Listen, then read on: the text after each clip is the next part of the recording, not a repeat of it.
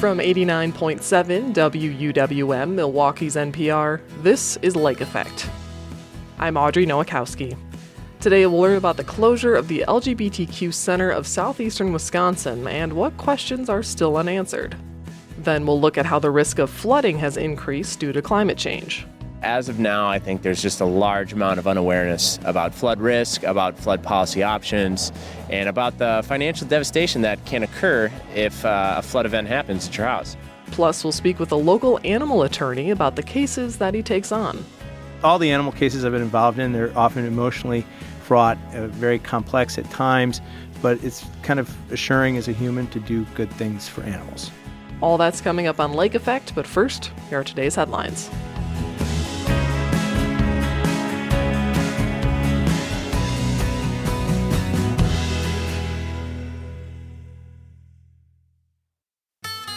This is Lake Effect from 89.7 WUWM, Milwaukee's NPR. I'm Audrey Nowakowski. Thanks for joining us. On May 16th, staff at the LGBTQ Center of Southeastern Wisconsin arrived at their building in Racine to find the doors closed, programs canceled, and their accounts disabled. The center served LGBTQ plus youth and adults across Racine, Kenosha, and Walworth counties. A public statement on their website says that financial issues as well as difficulty navigating the current sociopolitical climate are why they closed. However, the closure was abrupt without any public notice or final appeal for support. To learn more about the closure and to share some updates on this story, I'm joined by Denise Lockwood of the Racine County Eye. Denise, thanks for joining me.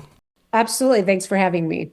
So on Friday, May 16th, staff at the LGBTQ Center of Southeastern Wisconsin in Racine arrived to find that programs were canceled and staff accounts were disabled. And this was done sort of without any forewarning, right? So can you kind of just walk us through what happened?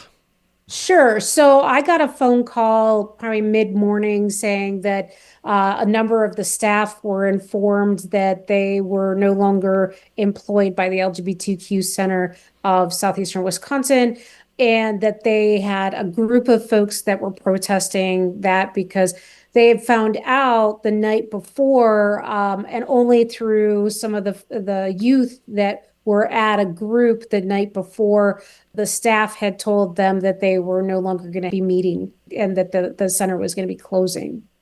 Yeah, so less than a full day's notice about, you wrote an article kind of about what unfolded, and in that you spoke with board president Kinzua Lesueur, who spoke to some of their mounting problems that led to this unexpected closure.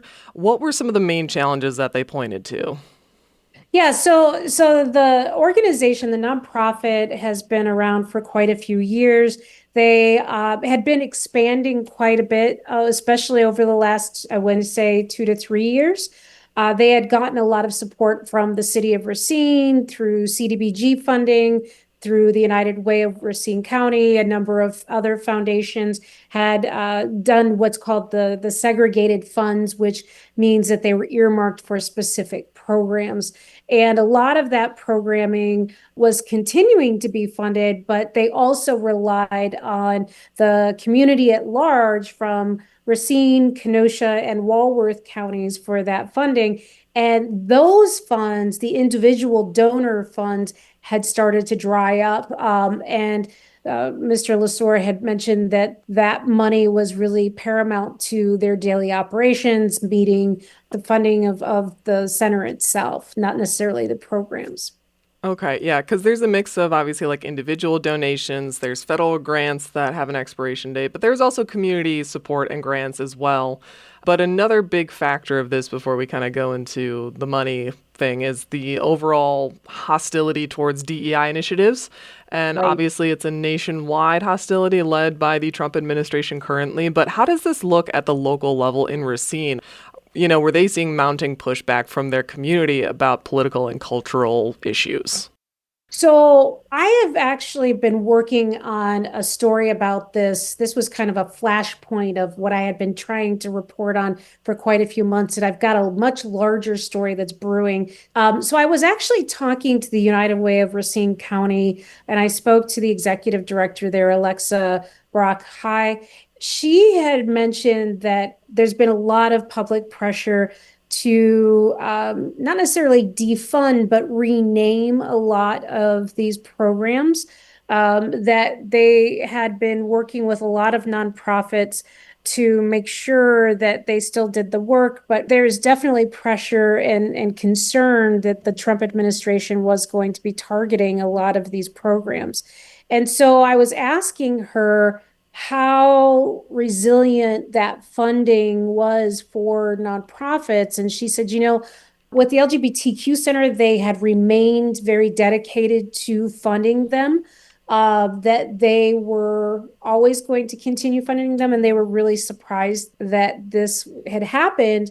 And so she was really surprised, but she said that they had just learned that the center was dissolving that day as well, and that made them very sad. But their funding had remained. So they remained a strong supporter of that work, but a lot of individual donors were also very nervous because of kind of the backlash that the community at large could potentially have against like business owners who were people from the LGBTQ community and what that might do to their businesses. And so that's something that I've been hearing consistently, that I'm very much trying to track, especially in Racine. We have a very high population of people in the DEI community. And so it's something that I'm very focused on as a journalist. So with these community partners like United Way, as you mentioned, they were all caught off guard and all still committed to having financial support towards the LGBTQ Center. And their grants were mainly for programming, not salaries, operations, or rent. So did a lot of this come down to mismanagement? Well, see, and that's the question that I have. And that's really one of those outstanding questions, from the sense that I don't really have any clear answers. So I want to kind of put that out there. Mr. Lesor basically said, he didn't go into a lot of detail. A lot of the public facing comments were that they just didn't have the operational funding that they needed to continue. And they didn't go into a lot of detail. To kind of add to that, and a lot of the clarity that's still being sought is with some of the staff that you spoke with. Like, what are they saying? Because they weren't really included in decision making or aware of their financial condition. And one youth coordinator said that the leadership said there was no saving the center. Quote, they gave us nothing, no thank you, no goodbye. So to not include your staff or at least make them aware of the state of things, especially in a nonprofit, just seems, I don't know how I want to say this word, but usually in nonprofits, you're well aware of your fiscal outlook most of the time. Yeah, well, and actually I spoke to some of the founding partners in this organization, and they were really taken back as well. And there were definitely some things that just didn't set well with the communication. Now, I do know that the leadership had just recently changed. Kinswa was just named the executive director in the transitioning of the disillusionment or dissolving of the organization. And he had taken over from Barb Farrar, who had led the organization for a number of years. But I got no comment from her. So there's a lot of unanswered questions still, and I'm still kind of poking around and trying to make sure that I'm keep showing up and trying to find out what else is going on here. Right. And just to clarify for our listeners, what was public facing and what's still left to be unanswered? So they basically had said that their past fundraising hadn't been at the level to address the needs of unrestricted spending, that it's been increasingly difficult for them to navigate the issues and concerns that a lot of the folks that had done donations prior to this. And so that's what they said to me in regards to what happened. So they kept it very light as far as the public-facing response, but there's just a lot we don't know. Now, I do know that as I was talking to some of the folks at the center, there are probably about 10, 12 people that were actively protesting. Some of them were staff, and they were really concerned about the youth programming because I spoke to Shay King, They said that there were about 20 to 30 youth that they were actively working with. And one of I think the heartbreaking things in this was they had been set to have an LGBTQ friendly prom, which had been happening for quite a few years, and that wasn't going to happen. Right. The Equality Prom, they had a youth violence prevention program. A lot of youth going there were also going to support groups to stop self-harming. So what other things are now at risk and what voids are left with the abrupt closure of the LGBTQ Center? Yeah, so one of the things that is happening in the background is I did have a really good conversation with Shay. They said that they are forming a new nonprofit called People's Center.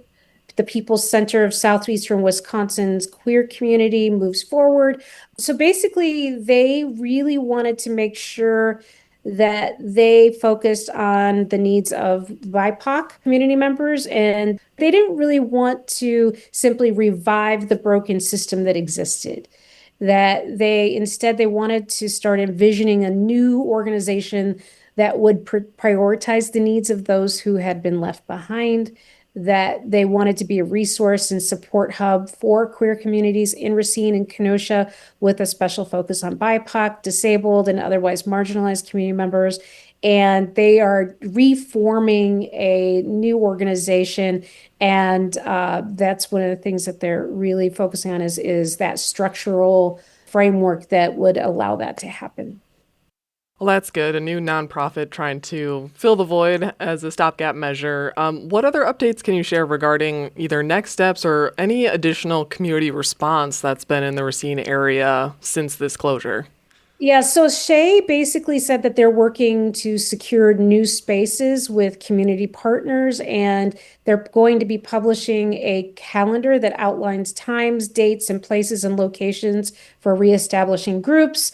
Once the services are reestablished for Southeast Wisconsin, the highest at-risk youth populations, they plan to launch a new and reimagined services throughout Southeastern Wisconsin. So they're looking for feedback. They're looking for collaboration. There's a new Facebook page called the People's Center, and they are asking people that are interested in getting involved to visit that Facebook group. There's a form that they have put out there that they want to really work on providing more services and communication tools to those communities. And for now, the assets such as the building and what's happening to that is unclear too, right? Is the pressure still keeping up to get some more clarity and answers from the board that kind of just released that one statement and has kind of gone on their way? That is actually one of the things that I am focused on the most in trying to understand what is going to happen next. I do know that Alexa from the United Way said that they are definitely going to be reaching out to the LGBTQ Center of Southeastern Wisconsin to offer any help that they can offer as far as like the process of dissolving and what happens with those assets, because they have to be legally transferred to another nonprofit. So there's definitely big questions that are still remaining, and Racine County remains dedicated to covering this. Well, and I'll be happy to have you back when there's more to report on. But for today, Denise, thank you so much for the update. I appreciate your time. All right, take care.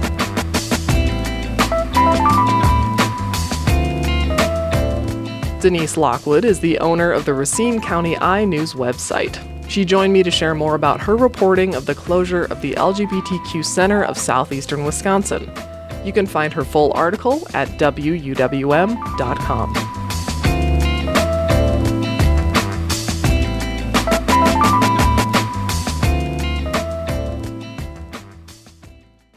What does the future of climate disasters and mitigation look like in Wisconsin?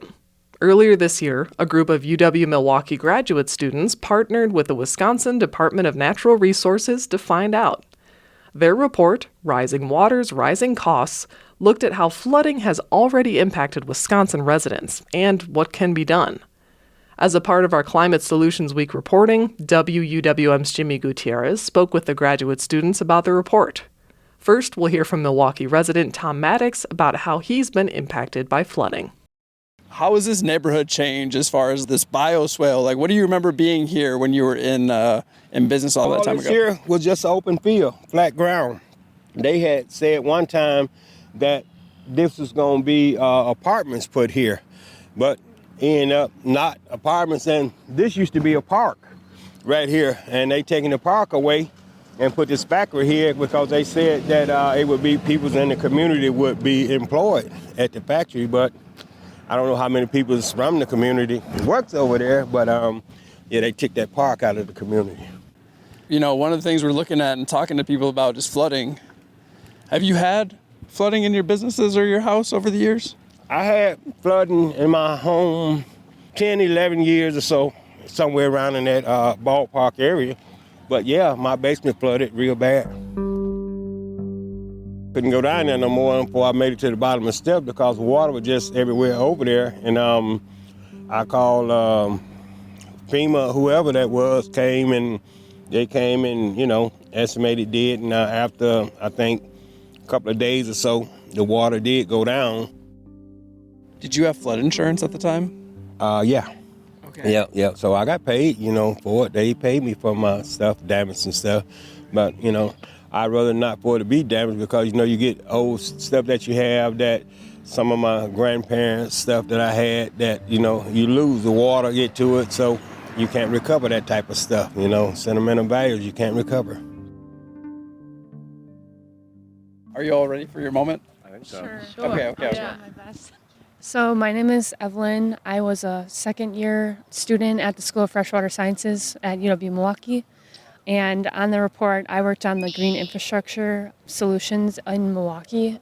Hi, I'm Cami Armendariz. I am going to be in my second year at UW-Milwaukee as a water policy master's student. And within the report, I was doing flood risk and socioeconomic data mapping. How's it going? My name is Joe McCormick. I'm also a freshwater policy student at UWM, and in this report I focused on the overlay of flood insurance with those socioeconomic indicators. Can you tell me about the impact that flooding has in Wisconsin? What did you all learn about that? Sure. I mean, flooding is the most common and most costly natural disaster in the state of Wisconsin. And with the effects of climate change, it's expected that more frequent and severe storms are going to increase the amount of flood damage that takes place. So municipalities around Wisconsin are working really hard to shore up their own mitigation techniques. But even if you have the best mitigation techniques, you know, there's still always going to be flood risk, which is why we try to emphasize the adoption of personal flood insurance policies. What makes like an area susceptible to like flood risk or flood damage? In the city of Milwaukee, it's susceptible to flood damage because there's a lot of impervious surfaces here. And so like looking around a neighborhood like this where you can see large buildings, abandoned manufacturing, a lot of hard surfaces, very little trees. This would be like a pretty prime example of like impervious surfaces and like susceptible to flooding. Yep, exactly. And within this area, in our report, we looked at the socioeconomic indicators, but a lot of that is areas where it was all hardscape now because of the community and the history of the urbanization of people, I guess. Socioeconomic mapping. Yes. What is it? Why does it matter? And what does it tell us about flooding and how to keep people not wet? Okay, so FEMA has normally been the historic kind of like landmark figure that delineates 100-year floodplains, which is kind of what Evelyn was just talking about. And these floodplains tend to have a lot of prior data mapped on them. It's what like local municipalities, other things are kind of relying on when they're trying to prepare for any flooding disasters that are going to happen. But then again, there's a lot of floodplains that aren't actually mapped by FEMA, or the ones that are mapped, just it's old data. It's not really focused on socioeconomic indicators. So there's a lot of things that could go wrong there where municipalities aren't really prepared. So a really important thing is not only to apply like ecological things when you're mapping for FEMA, but also applying in socioeconomic indicators, and that can range from like, okay, how many people have like diabetes in this area, to a large thing we focused on was like renters and things like that, because there's the ability to kind of recover from a big natural disaster changes like drastically whether you own your house or whether you're a renter in terms of if you got that insurance or anything. Hurricane Katrina and Hurricane Harvey were excellent examples that we utilized in our report that really showed how much more renters suffered, and then especially Black and Hispanic populations in the area. So there was one really great project by Groundwork Milwaukee, and I'm forgetting their other partners they were working with, but they specifically focused on Milwaukee as their case study and outlined a ton of socioeconomic indicators, again, ranging from diabetes to how many people are in the household, income, and countless others. I highly recommend reading through their report. If we're talking about renters, which the majority of Metcalf Park residents are renters, what are some of the insufficiencies when it comes to like flooding insurance and then specifically dealing with renters? Sure. So we talked earlier about flood zones. Flood zones delineate risk, and they're categorized from X to V, and each different region has a different level of risk. Things that are called SFHAs, or Special Flood Hazard Areas, SFHAs. Those are areas where you've got mortgage requirements to have flood insurance. So if you want to get a mortgage and you want it backed by the federal government, you need to have a flood insurance policy. And as a result, that's kind of the only regions where you see widespread adoption of flood insurance policies. There's currently no mandates for standard renters insurance to include flood insurance. So why would they? Exactly. And I think a lot of people don't understand their risks. There's been a lot of academic evidence to support the fact that people generally have really poor risk perception. They don't think it'll happen to them. And, traditionally it's been expensive. So flood insurance historically has always been operated by these two levels. It's private, which is relatively new, and the FEMA National Flood Insurance Program, the NFIP. And the NFIP covers the entire nation, right? It's been around since 1968. It's extremely debt-saddled due to these high extreme payout events like Katrina and Hurricane Andrew and Hurricane Ida. It's paying hundreds of millions of dollars every year just to pay off its own debt. And, future federal funding looks a little grim. So that's where private insurance needs to step up and offer more customizable options with different price points based on risk. There's a lot more advanced modeling that allows for them to create these more nuanced policies.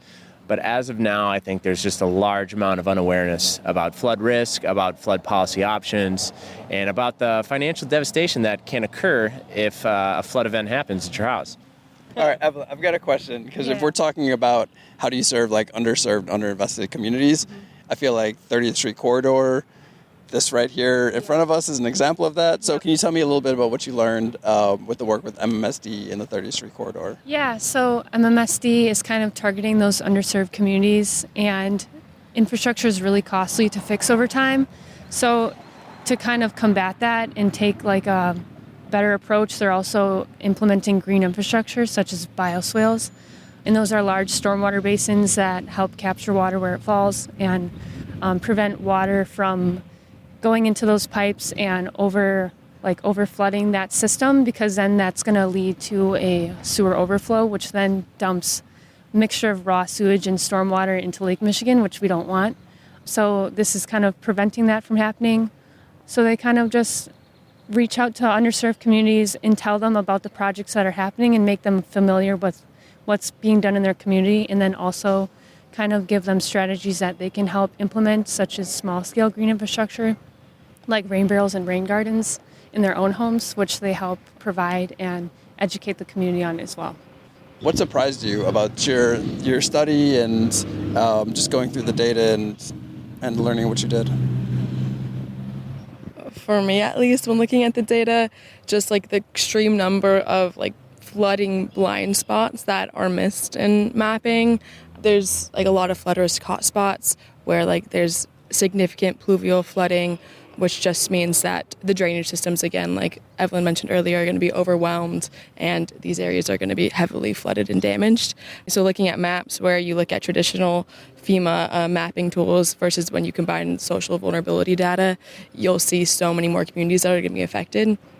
Yeah, and I guess I would just add to that, when you look at the insurance adoption, it similarly points to a lot of coverage gaps. FEMA data suggests the fact that over 80% of all residential NFIP policies are held by individual homeowners and not 2 to 4 family residences, which suggests a real lack of coverage for renters and people living in multiple unit buildings. I'd say just learning about the 30th Street corridor projects and the basins themselves was super interesting as I kind of focus on the green infrastructure. I believe the West Basin, which is the larger of the three, can capture up to 31 million gallons of water, which is just really hard to even picture in your mind, like how much water that is. So I think that's really neat and cool. What I'm hoping the story gets to is like the solutions part of everything, but I'm curious if there are other parts of the solutions and the takeaways that you all highlighted or featured in the report. For mine, for people themselves, would be just to look into, like, MMSC offers programs for rain barrels and rain gardens. Just finding out what resources there are for you as a person to try to capture water where it falls and install your own small-scale green infrastructure, because that will help capture water where it falls and prevent flooding and overwhelming of the sewer system.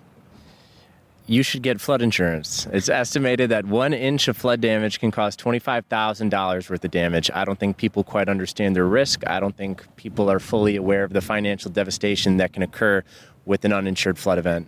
There's a lot of flexible flood insurance packages, and there's a lot of government relief programs that are worth looking into if you're currently uninsured.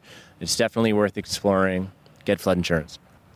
I would say for just organizations, government employees, other officials who are dealing with this and trying to find solutions, make sure you're communicating with the public in a very engaging way, creating visuals that are understandable to the public. Again, Groundwork Milwaukee made like an Esri story map. And if you look at it, the colors are beautiful, just making something that the general public, someone who knows nothing about flood insurance, who doesn't know what any of these acronyms mean, they can get it and they'll want to keep reading it. So just make it science communication and make it good. That was UWM School of Freshwater Science graduate students Cami Armendariz, Joe McCormick, and Evelyn Grimm, authors of the report Rising Water, Rising Costs. They spoke with WUWM's Jimmy Gutierrez for our Climate Solutions Week reporting in partnership with NPR. Tomorrow on Lake Effect, we'll hear from Milwaukee Mayor Cavalier Johnson about how the city is preparing to take in climate refugees. You can find more information and reporting for Climate Solutions Week at WUWM.com. In about 15 minutes, we'll speak with a local animal attorney and learn what the job entails. But first, we'll learn about a new initiative in Milwaukee County to try and help out local small businesses and entrepreneurs. That's coming up on Lake Effect on WUWM.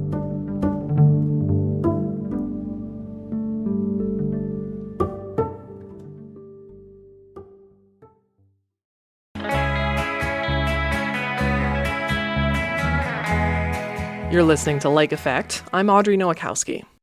A new initiative aims to help create and expand small businesses in Milwaukee County. The Building Bridges program will provide $10,000 in grants and technical support to qualifying entrepreneurs. It's an effort which Milwaukee County Executive David Crowley says could make a difference during a time of economic uncertainty. WUWM's Eddie Morales is joined by Crowley and Economic Development Director Celia Benton to learn about the Building Bridges program. This really came out during my State of the County address, and this is when I had the opportunity to really call on my administration to come up with a way that we can build bridges between small businesses, entrepreneurs, as well as the small business support organizations, but also how can we work with municipalities in helping them fill some of their commercial corridor spaces. And so we wanted to take a much stronger approach to supporting small businesses, helping to grow our economy, and really to just provide more opportunities for workers throughout this process. And so that came with WCD dollars that we received, about $200,000 in grant funds. But we also had some funds here within Milwaukee County. And so with the help of Celia, we've created a position, a business liaison position, to help provide technical support and helping those businesses either expand or move into brick and mortar spaces across Milwaukee County. But also in conjunction with the Wisconsin Economic Development Corporation, it gives us an opportunity to provide $10,000 grants as well. Celia, why is there a need for this program in the community, and what potential solutions does the program provide? So the first thing I want to say is one thing that County Executive Crowley does a phenomenal job at is leading with partnerships. He gets things done leading with partnerships. And there's a very clear need in my mind from a small business ecosystem for a front door to all of the resources that are out there at a county level. So we, in my opinion, have a wonderful array of ethnic and diverse chambers, community development finance institutions, banks, business improvement districts, etc. They all do wonderful work, but there isn't right now a front door where somebody can say, hey, I want to start a business and name the municipality. How do I go about navigating? Where do I get access to capital? Who can help me navigate the process for getting my business plan? Are my financial projections looking good? And how do I navigate the permit process for building out this brick and mortar space that I just love and I want to start my business in? And so for me, the real value add is that we will now be acting as that front door. So again, we're partnering directly with municipalities, thinking about like where are those commercial corridor spaces that you maybe don't have capacity to drive interest, or you want support driving interest around. You'd love to see them activated. Can you help me bring some vetted entrepreneurs from some of our chambers or other technical assistance providers? That is a sweet spot that we'll be able to offer through this program. We'll be helping kind of build these bridges between that ecosystem and the municipalities, leading with partnership, bringing people together and driving that commercial corridor activation while also fueling that entrepreneurship and connecting those dots. And again, that's where the need is. And so, as the exec stated, right, it really does come down to a small business liaison, but we'll also be supporting through these grants that he mentioned and some other marketing efforts as well. David, what concerns are you hearing from the community and small business owners just about the state of the economy and how it's impacted running a business? I think we're hearing not only in Milwaukee County, but across the state and across the country about the level of uncertainty that folks are seeing in our current economy, right? And whether we're talking about small businesses that rely on supply chains and goods that are coming from overseas, they want to make sure that they can keep their prices low. But when you think about entrepreneurs, when you think about small businesses that are looking to expand and just do more, they're looking for more assistance, more technical assistance. We always see the commercials when they talk about, you're working in the business versus on the business. And sometimes people need, again, that technical support, another level of expertise to figure out how they need to move forward. But also, what's always good is resources in the form of dollars to help many of these small businesses. And so whether that's helping them with, brick and mortar that we're speaking to, or helping them to upgrade their POS systems or make better connections, on whether or not, like, for example, there may be a business in the city of Milwaukee. How do they expand and open up and build their capacity to be in a South Milwaukee or in a Oak Creek or in a Bayside or River Hills, right? And so businesses, business owners, entrepreneurs, they see a level of uncertainty and they're looking to, us as elected leaders to figure out what tools can we help provide them to give them a certain level of certainty, but also to help them build capacity. And getting into the details of the program, how can small business owners qualify? What does that process look like? And what is provided as a resource, both monetarily and also when it comes to other forms of support? So I'll answer that first if that's okay. So there's the full program, right? And so again, we are now going to act as a front door for small businesses for guidance around that technical assistance, that technical support. So really anybody that's looking to start or expand their business in Milwaukee County should be able to call us once we've onboarded our small business liaison and help to navigate, like, give me the first steps. Who do I talk to? What do I need to know to get started? And be that continual, like, single person that helps guide through that process. Then, like, the next level is and this is where we're going to more specialize, is on those brick and mortar, those smaller commercial corridor brick and mortar spaces, helping them navigate that building out or that expansion. So when I talk about brick and mortar, those are our main streets. They're the hearts and souls of our neighborhoods.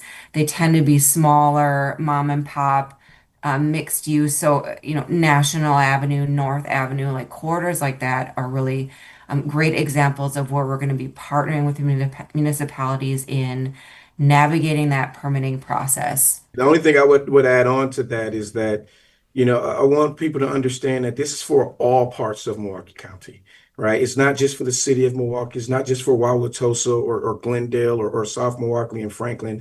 We want to make sure that we have the opportunity to spread these businesses across the entire county, because we know that there are commercial corridors, quite frankly, has been empty, not just from COVID, but even prior to that. So we want to make sure that everybody understands we want this to spread across every corner of Milwaukee County. Where does the inception for this program, where does that come from as far as the funding, the support? How is that able to be given back into the community? So there was a fund here at Milwaukee County that was created almost a little over a decade ago from the sales of some of the real estate. And so Milwaukee County, our economic development has usually been in the form of selling real estate. And so the Board of Supervisors then said that we're going to create a fund basically for economic development from the sales of those lands. I hope you're keeping me true to this, Celia. So they sold that fund and it generated close to about $600,000. And so that $600,000 is what's going to provide the opportunity for us to bring on the business liaison and actually pay for those services. And we will revisit this after about 2 years to make sure the program is doing what it needs to do for a level of accountability. But we are also able to secure a $200,000 grant from the Wisconsin Economic Development Corporation. And so we decided one of the best ways for us to build even our capacity for economic development is to bring on this business liaison and couple that with those WEDC funds to help get dollars out the door. And Eddie, I'm sorry, I should have mentioned also the grant program a little bit more in detail because you'd asked about that as well. So as a part of this larger small business building bridges program that we do have those $200,000 that we're able to provide in grants of $10,000 to small businesses. And what we're looking for as far as eligibility is for active real estate projects. Where are they activating these commercial corridor spaces, whether it's through expansion or they're just starting up? And we need some level of confirmation around business acumen, right? Have they partnered with our partners or technical assistance providers to like really build themselves up for long-term success? And is there a letter of support from those entities as well as the municipality? Are they living and loving being in Milwaukee County, and is their business going to be in there? And so when it comes down to that, that's really all you need to be eligible for the grant specifically. David, you mentioned revisiting the program after a year or two to check in. How will you evaluate its effectiveness? What are some of the short-term and long-term metrics to really gauge the effectiveness of the program? Yeah, this was actually an amendment to the resolution that we had put forth with the county board. And this was actually put forth by County Supervisor Steve Taylor. And really, honestly, this is just it's about level of accountability. What businesses are we working with? Are we identifying real businesses? And a lot of that is just to make sure that we understand as government, we have limited funds, limited access to funds. And I think this was just a way to make sure that we're not creating a position in perpetuity that won't necessarily provide the outcomes that we are looking for. But I have no doubt in my mind, when you think about the level of support many businesses are looking for here in the city of Milwaukee, in many cities and villages across Milwaukee County, that people are not going to be flocking for these level of services. And so we're going to be looking at what types of businesses that we're going to be giving dollars to, how quickly are we getting dollars out the door, and what kind of capacity do we really need with this program moving forward in order for it to be successful.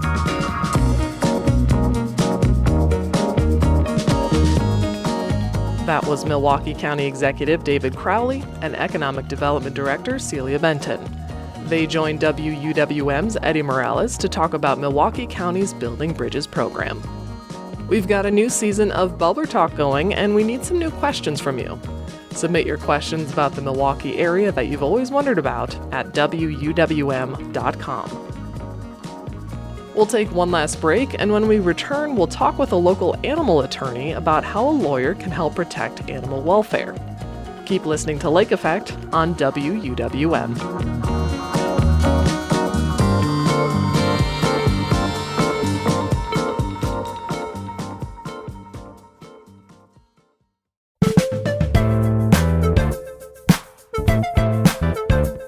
This is Lake Effect on 89.7 WUWM. I'm Audrey Nowakowski. Practicing animal law isn't as cute and cuddly as it sounds. Animal attorneys work to uphold state and federal laws that protect pets, wildlife, and animals used for food, entertainment, and research. May's issue of Milwaukee Magazine explores what animal law is and the types of cases local attorney Joe Good takes on. He joins Lake Effect's Excret Nunez to share more. For people who aren't familiar with the field of animal law, can you briefly explain what it is and how you became involved with this type of work? First and foremost, every state in the United States and many, many municipalities within those states have a body of laws that protect animal welfare, right? We want to make sure animals are fed. We want to make sure that animals obtain water. We want to make sure that they're not housed outside when it's really cold or housed outside when it's really warm. We have a series of animal fighting laws covering various species. And the idea is in an organized society that we want to treat our animals with respect. And so, very broadly speaking, animal law, animal welfare laws relate to how we interrelate with animals as human beings. How I got into it, long story. So I'm a trial lawyer here in Milwaukee. I do business-to-business disputes, do a lot of work in the franchise and dealership trade. In 2006, I was living in Madison working at a firm. I had a dear friend who was on the board of directors of the Dane County Humane Society, which is the shelter based in Madison, one of the oldest open source animal shelters in the United States.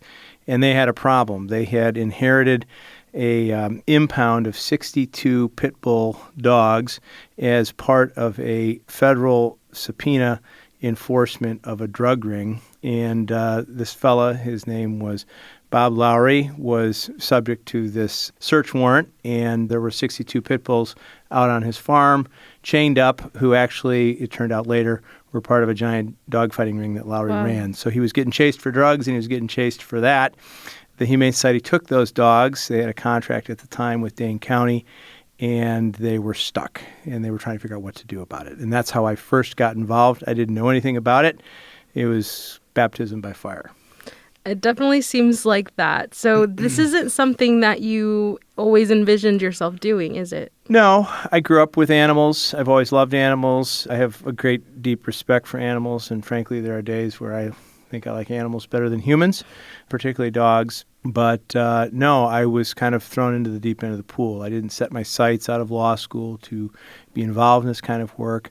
As a result of the Lowry case, which went to trial in the Dane County Circuit Court, and subsequent events, I joined the board of directors of the Dane County Humane Society, began to understand animal welfare better from that perspective, began to counsel municipalities around the state, animal shelters, veterinarians. I've done a lot of speaking and teaching at this point.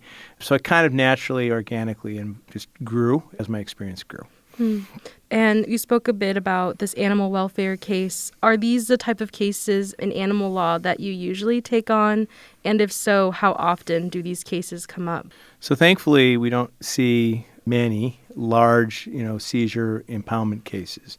Typically, they are of two stripes. The Lowry case was literally involved in animal fighting ring and in dogs that had been abused and were part of a fighting operation. More often what we see is large-scale animal seizures from municipalities involve hoarding situations where people with good intentions begin to take in animals, sometimes even as the designated rescue for a particular municipality, but they're under-resourced, they're understaffed, but because their basic mentality and approach is, I can save everything, they end up doing a very poor job saving anything. And, abuse and neglect is not necessarily animal fighting, right, in the sense of doing intentional acts to engage animals in fighting, but it still can be very, very harmful to the welfare of the animals. So I would say since 2006, I've probably done 7 or been involved in 7 large animal seizures around the state of Wisconsin. These are large-scale events. They involve law enforcement. They involve humane officers. They involve shelters. They involve outside groups like the ASPCA and HSUS, because once you seize the animals, you have to have a place to place the animals, and the animals who are seized are owned by the person who is being subjected to the target and to the search and the potential, criminal ramifications of their behavior. And so there's a civil piece to it. What do you do with the animals while this matter is pending? And then, of course, there's the parallel criminal proceeding that's typically going on alongside of it. So a lot of different parts, and you mentioned you're a trial attorney. What makes animal law different from the other types of law you practice? And is it trickier in any way? I don't know if it's trickier. I mean, there is a complicating factor because the way there's a set of Wisconsin statutes that govern animal welfare. Chapter 951 of the Wisconsin statutes is called Crimes Against Animals, and it literally lists the various things that our state legislature has decided are illegal. Some are misdemeanors, some are felonies, and it includes animal fighting, as I said before, and abuse and neglect type situations. And what makes cases involving animals difficult, I think, to prosecute on the criminal side is that every animal has to be analyzed within the species of what's going on. So you might have a dog who is dehydrated, who has been chained up improperly, right, and so on and so forth. There might be 3 or 4 criminal violations for each animal. So if you think about a large-scale animal seizure with perhaps hundreds of animals, imagine the charging document for the prosecutor just to get through that. Right? So I think that's what kind of makes it unique. What I really like about it, for me, it is, I would say side gig's probably the wrong word, but it's kind of a place to express some joy, to do some real good. Like all the animal cases I've been involved in, they're often emotionally fraught, very complex at times in terms of the personalities involved, but it's kind of assuring as a human to do good things for animals. Yeah, I could totally understand that. And are there any animal law cases you're currently or recently worked on that you can tell me a little bit about? So, it's actually been a dry spell, which I think is a good thing, right? I haven't been doing a lot of large-scale work. Some of that is, my intake and inflow is really based on my day job, right, in terms of my availability and the like. But I haven't been involved in a seizure probably in 4 or 5 years in terms of consulting in this space. And I kind of like that because what that says is maybe we as a state, we as a series of structured units within the state are doing better, right, with these things, trying to nip in the bud bad behavior before bad behavior becomes catastrophic behavior for animals in these situations. And I wondered, too, for our listeners, how popular is this field of animal law nationally and just in our state? Sure. I mean, you should talk to my friend Megan Senatori, who teaches at Lewis and Clark Law School in Oregon. She's a former lawyer like me in private practice. I think Megan and I are the only people in the state of Wisconsin in private practice who had done this kind of work, again, not full-time, but as part of what our professional makeup was about. My understanding is animal law is burgeoning in all of the law schools as a course topic, which I think is pretty awesome, right? You can't get anywhere in this world without awareness, and knowing, what are the rules and what's out there. And what I have found with the young lawyers and law students that I've integrated with in some of these situations, they're very passionate, right? It's pretty easy to get behind animals, in my view. And the people who go into this do so because they're substantively very convinced that they can do better for our society and help. So are there any misconceptions of animal law that you sometimes come across? Sure. I think one of the big problems that we face, and this is a national problem, but let's just speak to the direct experiences I've had in this state. I find many municipalities in this state, many elected actors in this state have a tendency to treat animal welfare issues, that's a broad statement, with kind of a secondary class attitude. I've done a lot of teaching for DATCAP up in the state. I teach one of their humane officer certification segments each year. And I always say this to the class, which is filled with humane officers to be and law enforcement officers who are being pegged by their municipality to do animal control, animal welfare. My view of it as a society is it's no different than being sure we have clean roads in the winter and that the garbage is picked up, because we as an organized society want to treat things a certain way. We want to make sure we have clean streets and safe streets, right? We want to make sure we don't have burgeoning garbage problems around. Animal control should be treated the same way. The problem with that is there are a lot of municipalities in this state who, let's just say, they treat it as a secondary concern. Right. And before we wrap up, I want to end on this note.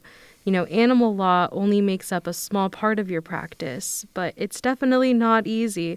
What motivates you to do this type of work? Have you ever seen a dog smile? It's pretty easy, right? I mean, when you see animals who have gone from a beleaguered situation, who, by the grace of God or the grace of something, get out of that situation, people who are engaged, rolling up their sleeves and extricating them from bad situations, and you see them 6 months later, it's very, very worthwhile to watch what happens. Right. Their lives are changing. Correct. Well, Joe, thank you so much for speaking with me today. I really enjoyed learning more about the work that you do. You bet. Thank you for having me.